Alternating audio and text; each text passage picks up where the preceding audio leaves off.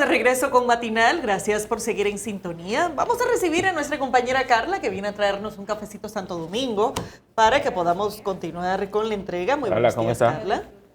Muchas gracias. Gracias. Gracias, Carla. Gracias, Carla. Y bueno, y con este cafecito Santo Domingo vamos a recibir también a nuestro primer invitado del día. Está con nosotros Adriano Sánchez Roa, dirigente del Partido de la Liberación Dominicana. Bienvenido, un placer tenerle con nosotros. Bueno, muchas gracias. Y ex senador. Estar aquí con este equipo de Grandes Ligas, me sentirse orgulloso, ¿no es así? De Major League. No lo diga de Grandes Ligas porque Major League tiene conflicto. De Grandes Ligas en experiencia, en conocimiento. En el área agropecuaria del PLD. Sí, correcto. Ok, a propósito de eso, y nos gustaría, porque suponemos que ustedes tienen algún tipo de información, ¿qué ha pasado con todas aquellas visitas a asociaciones, cooperativas, grupos campesinos, núcleos campesinos, los proyectos agroindustriales? ¿Qué ha pasado? Agroforestales. Agroforestales. Sí, o sea, ¿qué ha pasado con esas famosas visitas y esos proyectos que se encaminaron? Esos proyectos inicialmente fueron golpeados duramente, quitándole, vamos a decir, los beneficios que le había dado el presidente Danilo, y después fueron abandonados. O sea, ¿están abandonados? Bueno, están funcionando, pero cuando tú vas a un vivero, por ejemplo en Hondo Valle, tú no le ves ya el esplendor que tenían. Estamos hablando de que solamente en el caso nuestro, son 7 proyectos en el país entero, pero en el caso nuestro, por ejemplo, que es Juan Santiago de Hondo Valle, que es uno, ahí teníamos nosotros que se invertían casi 20 millones de pesos todos los meses, en brigada, en planta, etcétera. Y eso ha disminuido mucho, porque también hubo una decisión que se tomó que para mí fue un error, porque los proyectos agroforestales son positivos para sembrar y para tener fruto y para la ecología. Sin embargo, fueron pasados a medio ambiente, que es una institución restrictiva. Es decir, esos proyectos se hicieron con un préstamo que vino al país y que supone que queda una parte ahí. Y cuando se mandó para medio ambiente, también se colocó un artículo en ese decreto donde decía que medio ambiente podía usar esos recursos para cualquier otra cosa. Entonces yo creo que esos proyectos son proyectos demasiado importantes. Solamente cuando vaya a Juan Santiago, en este diciembre hubo temperatura hasta de 9 grados. Y debo decir que a propósito del café que nos estamos tomando, que si yo tuviera la decisión, yo pusiera el país entero en proyectos agroforestales. Porque solamente hay que saber que estamos comprando cerca de 50 millones de dólares en café fuera, en Vietnam, un café malo. Sin embargo, el café nuestro es muy bueno. Es decir, nosotros podemos transformar importaciones que se hacen en exportaciones. Por ejemplo, usted tiene el cacao, que está fundamentalmente en el este y en el Cibao, puede introducirse en el sur también. Es decir, los proyectos agroforestales, dentro de la visita sorpresa, igual que los proyectos de la visita sorpresa, fueron abandonados.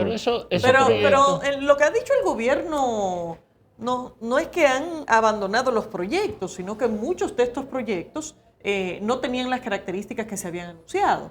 No, es que eso no es así. O sea, cuando uno tiene 100 proyectos, fueron 270 y pico, tienen que haber algunos que no hayan funcionado como eran, porque son proyectos que se van a... habían cooperativas de fabricar chocolate, de fabricar bates, de béisbol, de hacer muchísimas cosas. El presidente creó 597, Danilo Medina, 597 cooperativas, porque por la vía de cooperativas resulta la unidad del trabajo y las acciones que tienen que hacer los productores mucho mejor.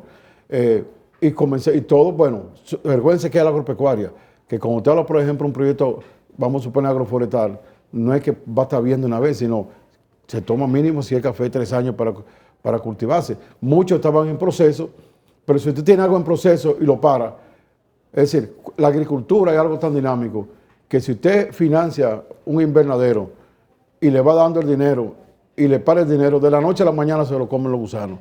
Es decir, muchos proyectos llegaron bien y con el abandono y el golpeo entonces cayeron. Es decir, la acción del propio gobierno actual es que ha llevado a que algunos proyectos no estén como deben estar. Pero yo cuando veo a veces ese video en Puerto Plata, esas mujeres con ese chocolate así líquido, es una cosa que se ve bonita, que hay. Hay que poner otro ejemplo. Las exportaciones de tabaco son mayores en monto que las exportaciones de Haití. La exportación de tabaco el año pasado tuvo que haber andado por los 1.200 millones de dólares. ¿Y fruto de qué fue eso? De ese conjunto de almacenes, de ese dinero para comercialización. Usted va a tamborir ahora mismo. La producción de tabaco tiene mucho tiempo estableciéndose. No, en este país. la producción de tabaco, y yo sí puedo hablar de eso porque me tocó a mí trabajar en el tabaco muchos años, incluso apoyar el tabaco cuando va la guerra. Precisamente. Bueno, déjame decirte, el tabaco viene desde, qué sé yo, años, pero se estaba exportando. El tabaco tiene que ver con el origen del país. Pero se estaba exportando. No, pero entiendo. No, pero en el 2012 se exportaban 400 y pico millones de dólares. Sí, eso Danilo lo entregó con 1.000 millones, es decir, más de un 100%. Exacto. O sea, estoy hablando, es como que nosotros digamos, por ejemplo, Telemicro, muchos años, pero ya el Telemicro de hoy es una institución ya con una calidad altísima. De las primeras medidas que anunció el gobierno fue un aporte al Banco Agrícola de 5.000 millones que fueron utilizados para financiar el sector agropecuario. ¿Cuál ha sido el efecto de esa decisión? Es que ese financiamiento, la intención pudo haber sido buena, pero su ejecución no fue buena. ¿Por qué? Porque, por ejemplo, si ahora mismo usted tiene una empresa que apoya a productores para conseguir ese producto y tiene sus recursos, a eso no hay que darle. Los recursos no fueron a los pequeños y medianos los que lo necesitaban, sino fueron a productores y a sectores que no lo necesitaban. Hay un productor amigo mío de La Vega de arroz que a mí me llaman de la cooperativa para darme 900,000 pesos, pero yo no necesito eso. Es decir, esa tasa cero, muy importante, que tampoco es nuevo, porque la mayor parte de los proyectos de visita sorpresa tenían tasa cero también. O sea, no es nada nuevo.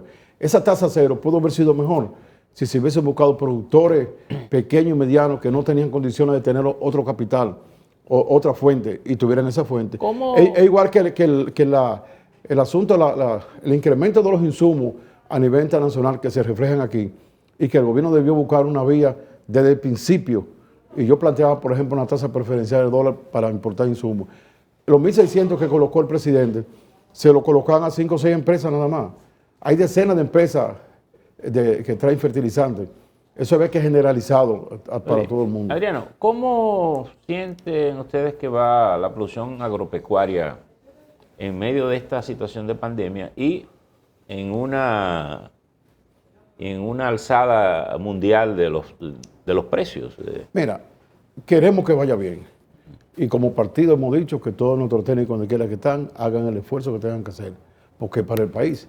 Sin embargo, el año 2021 nosotros lo calificamos como pésimo, porque lo que se quería o lo que se busca no se logró. ¿Qué ocurrió? Que tenemos nosotros la disminución de un 21% de la ganancia de los productores. La canasta alimenticia se estabilizó, pero con un 37% por encima del alza de hace un año y pico. Y la otra cosa, vimos que los supermercados tenían muchos productos en diciembre. Señores, son productos importados. Si usted busca ahí, se da cuenta, encuentra una batata mamey, usted encuentra un grupo de productos que no son... O sea, el gobierno parece que se dio cuenta de octubre pasado, el año pasado, que en diciembre podía haber escasez y comenzó y trajo importaciones por todos lados. Entonces, este año, el año que pasó, cuando lleguen las cifras ya a final de mes, vamos a encontrar que pudo haber sido el año de mayores importaciones. Ahora, ¿qué yo digo? La eliminación de la bolsa agropecuaria que se hacía a través de la YAC y otras instituciones, ¿qué efecto ha tenido? Es que fue un error, porque las importaciones deben buscarse en método al azar, como era con la bolsa. Las importaciones no se puede buscar fulano y fulano directo, porque son beneficios. Solamente con el papel y tú vendes a los otros ya te ganaste millones y millones. Entonces, ¿qué pasó con el decreto que hizo el presidente? O sea, se convierte en un negocio. Bueno, el presidente emitió un decreto solo de funcionarios. Eso nada más saben ellos lo que se hace. Y ahora con la parte digital mucho menos se sabe. Los presidentes del Ministerio de Agricultura y todos los funcionarios hemos planteado que ese decreto sea enmendado y que se coloquen ahí sectores productivos, que son los que al final van a dar informaciones de cómo va a venir la producción, si se puede importar o no, y también a comercializadores. Es decir, que se integre el sistema entero. Pero eso decía algo ahí que no quiero que se me quede.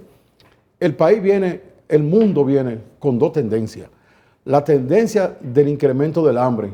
Hasta el 2015 iba disminuyendo el hambre.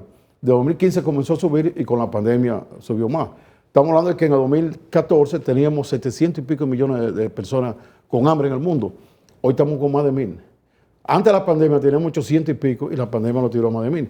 Entonces, por otro lado, hay escasez de alimentos, sobre todo porque los grandes países no han logrado que su gente se integre todavía.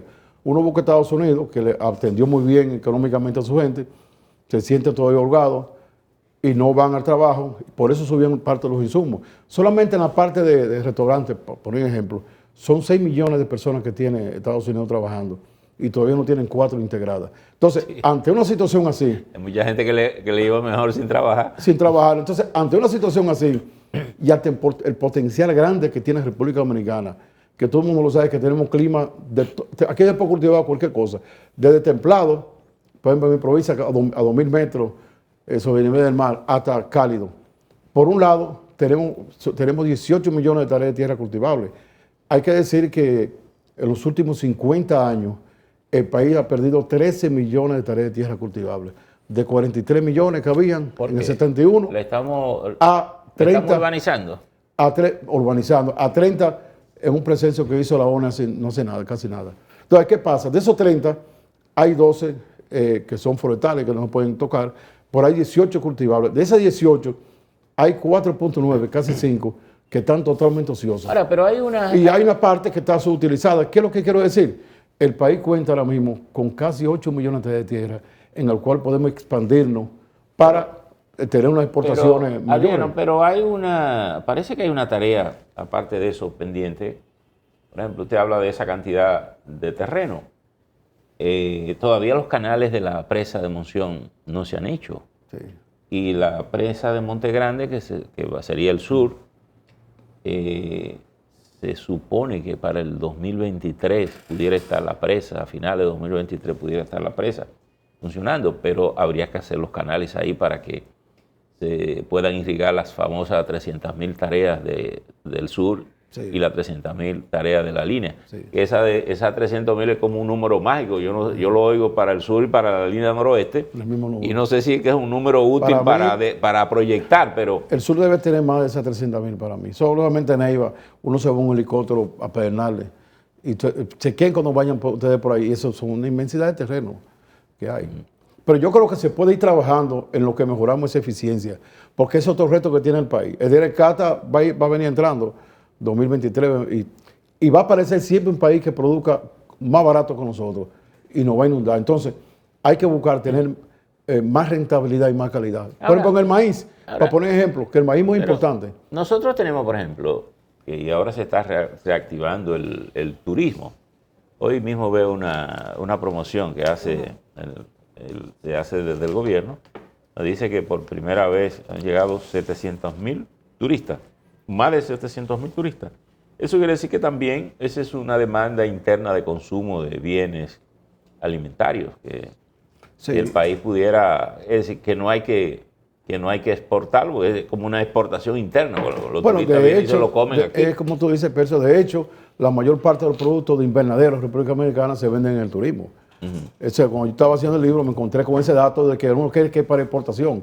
Pero lo que yo quiero decir también es que nosotros tenemos que mejorar. Aquí lo que se exporta es el servicio de turistas. Sí, tenemos que mejorar la eficiencia. ¿Por qué? Por ejemplo, Estados Unidos ahora en el 21 produjo más de 14 quintales por tarea de maíz. Y nosotros apenas nos quedamos en 2 y pico. No se puede competir así.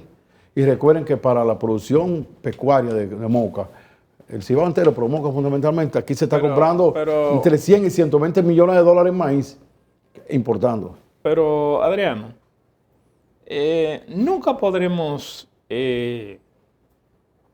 decir que somos autosuficientes en todo lo que tiene que ver con el área agropecuaria, especialmente la agricultura. Aquí ser agricultor es casi un castigo. Es casi un castigo porque mientras Europa, Estados Unidos subsidia a los agricultores, subsidia su agricultura, sí, le da una importancia trascendental. Sí. Yo te pregunto, aquí lamentablemente ninguno de los gobiernos se ha empecinado en ayudar directamente a un agricultor que tiene 10 tareas, 15, 20, 30, 40 tareas. Este agricultor tiene que, como dicen popularmente, bandeársela solo. Entonces, eso es un sacrificio enorme para poder producir. Nunca vamos a estar a los niveles que deberíamos estar. Yo creo que dentro de las sugerencias que se le puede hacer al gobierno, y repito, todo el mundo quiere que se produzca más y mejor y esté más barata la comida, está esa que tú dices. ¿Por qué? Porque Europa subsidia el 30% del subsidio global de Europa va a la agricultura, pero Estados Unidos, desde Franklin Delano Roosevelt, le aporta cada 5 años con una ley 100,000 millones de dólares anuales. Lo firmó Obama y Donald Trump. ¿Qué estamos diciendo nosotros? Que, por ejemplo, tú te encuentras que yo he visto dándole abono gratis aéreo. Bueno, le dan semillas. Incluso parte de esa política fue con lo que se recuperó la gran crisis del 33. Correcto, incluso tienen precios de sustentación. Si tú vendiste a 16 y el condado decía que era 19, esos $3 te lo dan. No se hubiesen votado esa cosecha que votaron los productores. Entonces, ¿cuál es el planteamiento que nosotros hemos venido haciendo? Y que yo lo hago en el proyecto de ley que dejé en el Senado. Bueno, tenemos que hacer lo mismo que hacen nuestros competidores. Nosotros, yo veo que hay subsidios importantísimos al sector eléctrico, no me quejo de eso. Al transporte, no me quejo de eso. Pero vamos a hacerlo a la agricultura. Por ejemplo, aquí tú tienes que los centros de investigación están relativamente cerrados. Adriano, ha habido siempre un tema con la agropecuaria. Y es el tema de la agroindustria. Por ejemplo, nosotros somos productores de habichuela. Se dice que el San Juan es el granero del sur, se dice, ¿verdad? Sí. Pero de pronto uno descubre que San Juan está en el mapa de las ciudades, de las provincias más pobres del país. Tú dices, pero ¿cómo es eso? Así como que no te cuadran esos números. Ahora, cuando tú vas a San Juan, tú dices, San Juan produce la habichuela, pero siempre tenemos un rollo con las habichuelas porque nunca se venden los agricultores. Sin embargo, en San Juan no tenemos una industria que, por ejemplo, procese toda esa habichuela y que le agregue valor a eso, tanto para el mercado local como para el mercado internacional. Es decir, ¿qué rol juega aquí la agroindustria para agregar valor? Porque te voy a decir una cosa, ¿cuántos guineos tenemos que vender como fruta fresca para nosotros comprar un Mercedes-Benz? Sí, imagínate tú. Imagínate tú. O una computadora. Yo pensé que el presidente estuvo el fin de semana en San Juan y en Elías Piña. Y en San Juan habló de la reconversión. Nunca me gustó ese término. Ni con Abinader ahora, ni con el gobierno mío tampoco.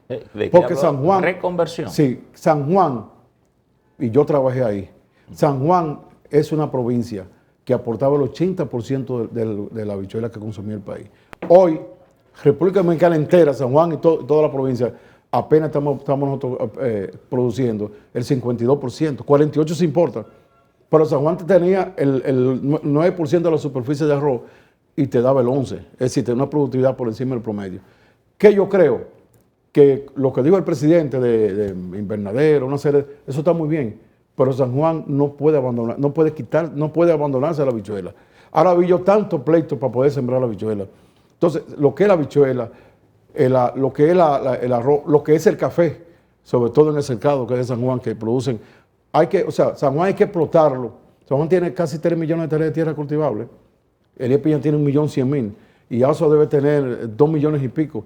Entonces, ¿qué ocurre? Que en razón de eso, yo digo que nosotros estamos en un buen momento de explotar lo que tenemos para ir complaciendo un poquito más, como tú dices, Gerardino, la demanda nacional, buscando que hayan precios, un aporte al agricultor para que los precios sean buenos, porque la agricultura es casi poco rentable en el mundo, pero los gobiernos con políticas la hacen rentable. Por ejemplo, mira un dato, cuando yo hice el libro a final de 2019, la demanda de financiamiento del país era 74,000 millones.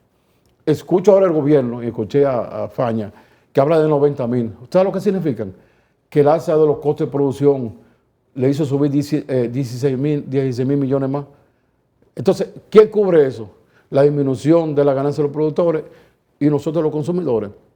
Entonces, en ese sentido, es necesario que el gobierno intervenga en eso que dice Gerardino, en un aporte mayor a la agricultura. Vi que el presidente en su última estadía en San Juan, que fue a San Juan y Elías Piña, comprometió 3,000 millones de pesos, 2,000 para San Juan, 2,000 millones, y 1,000 millones para Elías Piña. Sí. ¿Para qué está destinado ese dinero?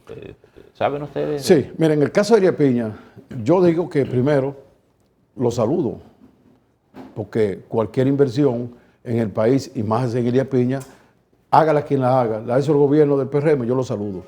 Ahora, no es una inversión del otro mundo. Solamente los proyectos agroforestales en 2 municipios del gobierno de Danilo fueron 1,000 millones. O sea, ya equivalente. Ahora, yo lo saludo. Por ejemplo, hay una de las acciones que el presidente anunció, que para mí fue de gran satisfacción, que fue la instalación de la UAS. Yo de la época de Roberto Santana, aquellos años, que era rector, después con Franklin García Fermín y ahora con la rectora, estuvimos trabajando hasta llegar el 11 de septiembre de 2019 a tener todo listo para la instalación de la UAS. Faltaba presupuesto y un local. Él anunció el presidente ahora que le va a dar el local de Antiguo Telecom y que lo va a poner en presupuesto.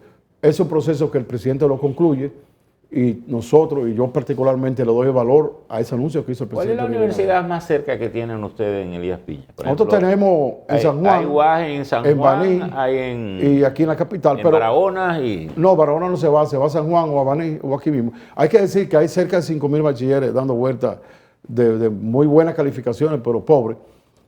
Y si tú lo pones a traerlo en guagua, son 133 guaguas todos los días.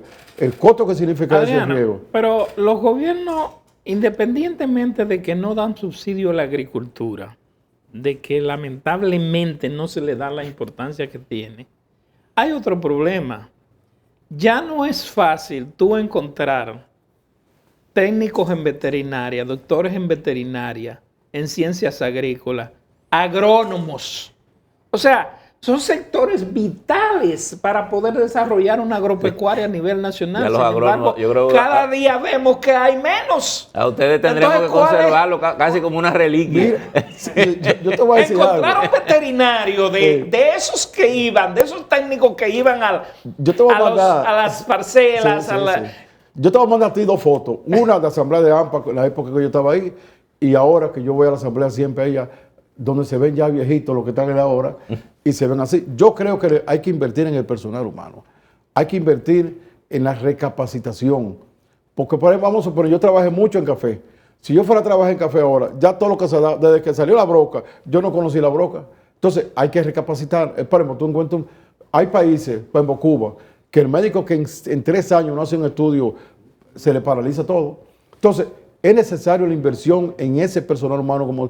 Porque yo te voy a decir algo. ¿Cómo nosotros aumentamos una productividad y una calidad? Es con investigación, es con novedades. ¿Y dónde se consigue? En la investigación, en los centros de investigación. ¿Qué lo hacen los agrónomos, veterinarios, etcétera? Tiene que haber estas cosas, no hay sistema de atención. Que ahora mismo ya estén buscando el combustible con el motor para ir a una misión. No hay. Pero además, tú eres agrónomo y vas y hay que preparar la tierra. Tú no sabes cómo decirle porque no hay tractores para preparar la tierra. A nivel del presupuesto aprobado para el año 2022, ¿cuál es la situación del sector agropecuario? El sector agropecuario durante los últimos 4 años ha estado rondando entre 13,000 y 16,000 millones.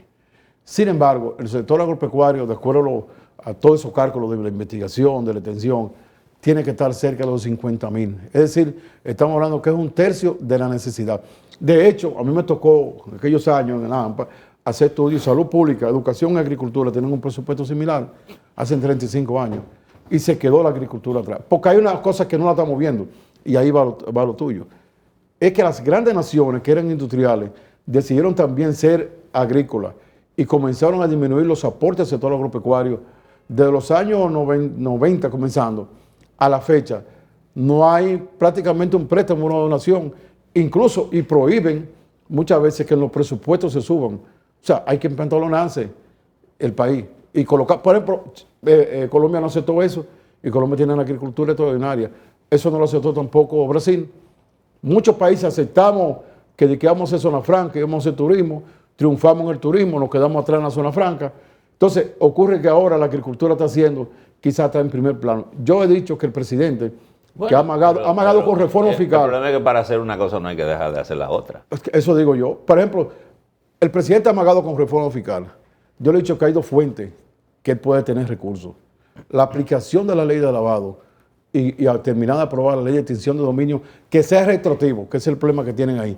Y segundo, multiplicar riqueza en el sector agropecuario. Porque a la hora que él produzca mucho maíz, ya no va a tener que buscar divisas para traer maíz. A la hora que él pueda colocar, por ejemplo, Estados Unidos, ahora mismo, del 18 al 25, está duplicando la compra de productos orgánicos. Y ocurre que el sur entero y la frontera pueden ser orgánicos porque no han tenido nunca casi recursos para químicos. Entonces, ¿por qué no aprovechamos esa producción de productos orgánicos? Mira el cacao dominicano que se ha colocado en el número 1 mundial en términos de cacao orgánico. El clima que tiene el sur que es variado, ¿no? Sí. Porque tiene zonas que son frescas. Y he visto, por ejemplo, el aguacate se da muy bien en toda esa franja. Sí. ¿Cómo proyectar un desarrollo agropecuario en la zona fronteriza con una dimensión significativa? Tanto para el consumo interno como con la posibilidad de exportación. Yo lo he visto en 3 fases y algunas paralelas.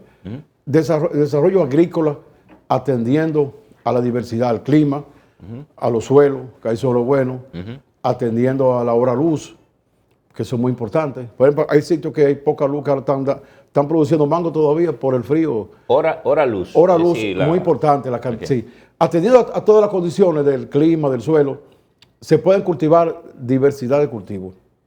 Ahora, hay que pasar a lo que tú decías, a la agroindustria. No es lo mismo tú vender un guandul en cácara que vender un guandul en una latica. Le da valor agregado y lo presenta incluso hasta para exportar para Haití. Si queremos exportar para Haití, es mejor.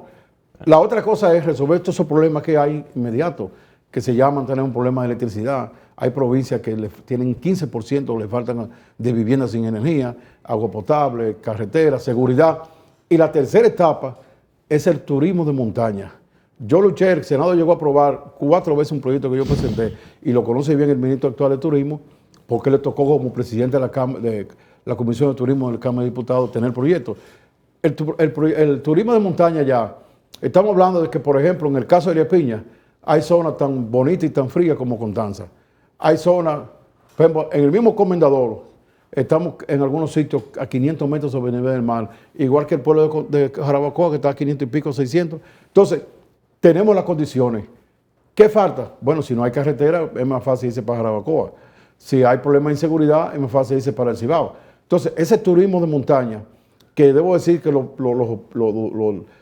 empresarios del turismo tradicional están de acuerdo. En las comisiones que hicimos, Fran Geniel estaba de acuerdo, la gente de la zona norte. Entonces, el sur puede desarrollarse. Hay que decir que esas 5 provincias del sur contemplan el 17% de la superficie nacional. Es decir, no se va a desarrollar República Dominicana si tú tienes 17% abandonado. Y se agrega la provincia de Santiago Rodríguez y de Bauruco, que la ponía la antigua ley 2801, es un 23%. Hay un recurso que se hace muy visible en el sur, está en el suelo, sí, que son las piedras calizas, que se entiende un recurso fundamental para la fabricación de cemento. ¿Pudiera ser esa una opción en el sur importante, incluso? Bueno, el desarrollo del sur es multisectorial, digo yo. Eso es una opción, pero tú tienes el turismo. Cuando yo hablo del turismo, estoy hablando de que el sur tiene muchas características que le pueden interesar a la gente. Por ejemplo, Elías Piña tiene un cementerio francés. Eso es increíble. Esas tumbas son arte gótica, donde tuvo la tropa de Leclerc, el cuñado de Napoleón. Es una cosa que para un turismo, tú tienes el Cerro de San Francisco, en Bánica, donde está la flor de Marcano. Tú tienes esa iglesia también hermosa que de casi 600 años. Tú tienes una cueva indígena, creo que es la única que debe estar en el país, y estamos dejando que se borre en Hondo Valle, en Rancho La Guardia, a Río Limpio, que es el pulmón de la isla. Es decir, uno tiene características, así las tienen toda la provincia, para ese turismo, y como tú dices, para explotar por sectores, la piedra caliza. Hay que decir también que, por ejemplo, en el caso de la agroforestal, yo creo que el sur casi como nadie. Tú te vas a Barahona, Bauruco, Independencia. En una subí yo de Pedernales a Independencia, y eso subió a 2000 y pico de metros. Allá encontré yo papas sembrando allá arriba, en vez de sembrarse café o madera. La idea de los invernaderos pudiera ser una opción para el sur, sí, preservando, para no tener que desmontar muchas zonas. Los invernaderos son buenos porque el invernadero es producir mucho en poca tierra. Ahora, el invernadero tiene una tecnología cara, que ahí sí debe intervenir el gobierno. Yo estuve en estos días en Constanza, porque estoy caminando, no para hablar en teoría, sino para verlo, y tienen un sistema igual que Ocoa, un sistema que con toda manguera y con computadora, que te le dan aquí la computadora y te ponen entonces tantos litros de esto, tantos litros de lo otro, sí. te manejan la producción, ya no es de que con una bombita yendo, sino... No, y hay un grupo de gente que anda en jipeta. Bueno, déjame decir, en Constanza y eso yo se meten todos los días al internet a ver los precios internacionales. Bueno, yo te voy a decir, yo vi muchos productos que esa es otra dinámica. Que se van en avión de allá, la briga de los aviones de Constanza. Bueno, lo traen. Quiero decir que hay una producción. Transporta mucho. Y lo que me dicen ellos a mí, que la demanda que tienen, no dan abasto con la demanda que tienen. ¿Cuál va a ser la tendencia? De hecho, hay muchos aumentos en los precios de artículos agropecuarios. ¿Esa tendencia se va a mantener subiendo? No debía mantenerse. No debía. No, el gobierno... Pero la inflación, bueno, te está diciendo que la situación bueno, es que una cosa trae la otra. Si tú produces menos, la inflación es más... Sí, o sea, todo lo que escasea sube. Entonces yo digo que nosotros lo que tenemos que producir mucho, tener en INEPRE, no como lo han venido teniendo en tantos años, que es un supermercado que no llega ni al 2% de la población, sino un INEPRE para equilibrar los volúmenes que van al mercado. Recuérdense que después de la OMC ya no existe control de precios, que existía. Entonces, ¿cómo tenemos un precio como lo queremos? Teniendo en el mercado la cantidad de productos que te den ese precio. Entonces, para eso está INEPRE, es decir, producir mucho. Hay mucha cebolla y tenemos nosotros 200,000 quintales de cebolla y el mercado nada más debe tener 30,000. Se coloca los 30,000 y se va inyectando. Entonces, el gobierno debe hacer una planificación para evitar que los precios suban. Los precios, para mí, en las encuestas y los trabajos que ha hecho el PLD, la preocupación número uno del país son el costo de la vida.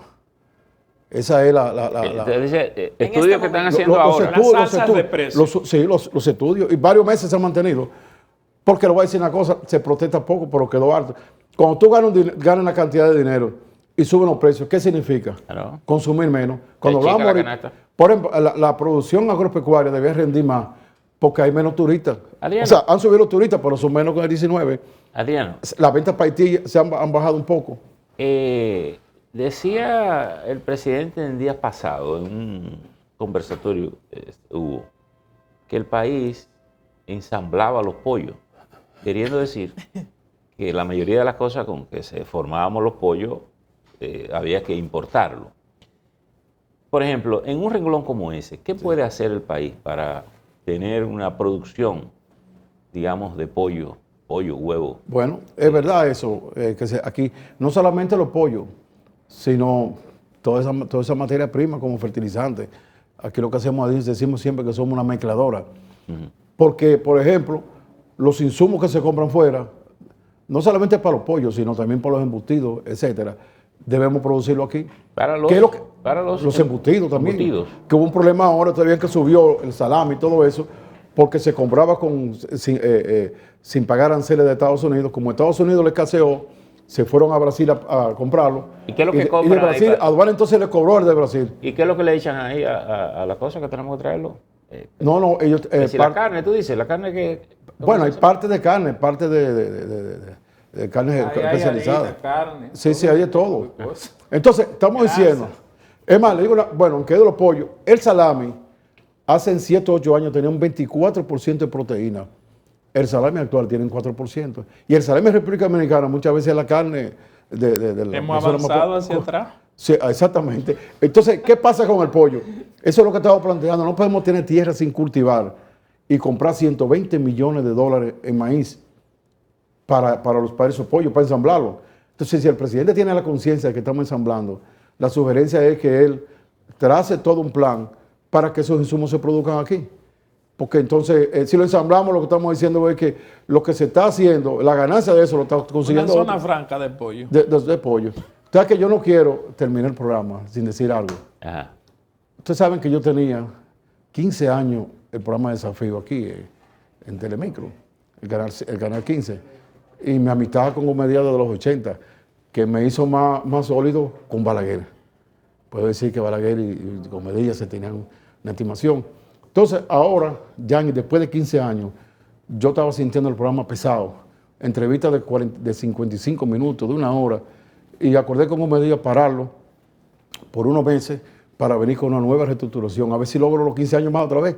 Entonces, quiero decir públicamente mi agradecimiento a Comedia, que en estos 15 años me mantuvo con buenos horarios. Decirle que cuando yo estuve en el Senado, se aprobó una resolución en el Senado que no se le llegaba a entregar todavía, reconociendo al Grupo Telemicro, a Gómez Díaz y a todos ustedes. ¿Por qué? Y no es porque seamos amigos de él, sino la conciencia, lo que es el aporte en el debate de los problemas, que empieza por aquí mismo con ustedes, durante tantos años, a la diversión, esa ruta Telemicro, usted puede llevar al artista que lleve, y cuando va a la ruta, y lo puedo decir porque yo logré que fuera más de 40 veces Elías Piña en todos esos años, la ruta Telemicro, que es diversa adentro, es una cosa terrible. Pero además, el darle oportunidad a los nuevos talentos. Por ejemplo, Yandel Invencible, que es un artista, que es Elías Piña. ¿Cómo subió? Él arrancó hace unos años, yo logré aquí que lo pusieran en la ruta. Señores, hoy él abre todas las cosas. O sea, la oportunidad a la juventud. La otra cosa que quizás no lo sabe mucha gente, ¿por qué se ve tanto este canal y los otros canales y las emisoras? Porque hay una inversión. Mientras otros empresarios quizás aguachapan el dinero, Gómez Díaz te tiene la antena en Bánica y te tiene metido. Entonces, ese es un valor que el Senado lo reconoció y espero que ahora con Eduardo Estrella se le entregue el reconocimiento. Entonces, quería decir eso, como ya no estoy en el aire hace una semana, para que sepan, era diario 1 hora en el 15, que en unos meses volvemos otra vez. Gracias. Perfecto. Y gracias Así será. Muchísimas gracias a Adriano Sánchez Roa, del Partido de la Liberación Dominicana, ex senador de la provincia de Elías Piña. Vamos a una pausa, enseguida volvemos.